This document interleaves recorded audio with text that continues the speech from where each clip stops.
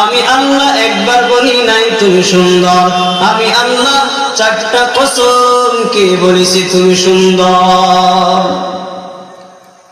ওরে যুবক, ওরে বৃদ্ধ বাবাজিরা, আল্লাহ বলেন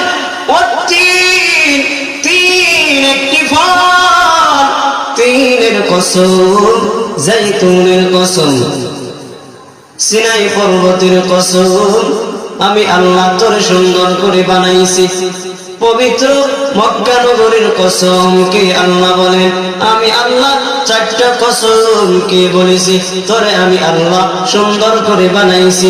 কেন বানাইছি রে বান্দা জানো? এত সুন্দর করে বানাইয়া দুনিয়ার জমিনে পাঠাইছি তুমি যাতে আমি আল্লাহ ইবাদত করতে পারবে বান্দা। কেন বানাইছি?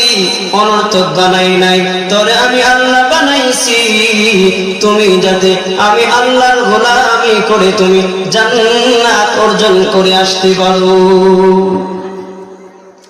সেই জান্নাত কেমনে অর্জন করব?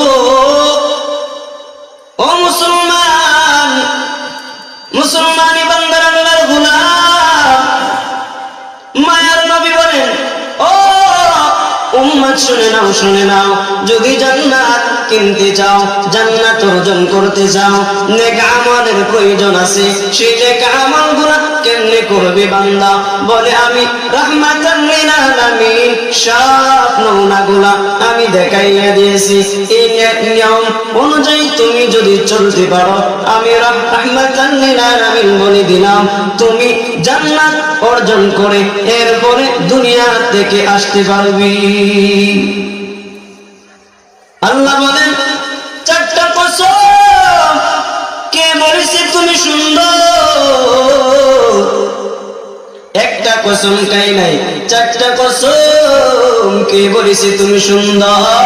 ফেরেশতা নূর দিয়া বানাইছি, বলি নাই ফেরেশতা সুন্দর,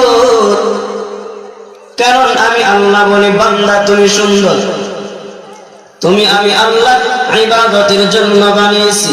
আল্লাহ বলেন ওয়া মা খালাকাতুল জিন্না ওয়াল ইনসা ইল্লা লিয়াবুদুন। মানুষ এবং জিন্নে বানাইছি একমাত্র আমি আল্লাহ ইবাদত করার জন্য। রে বান্দা, তুমি যদি আমি আল্লাহকে রাজি খুশি করতে পারো, আমি আল্লাহ তোমার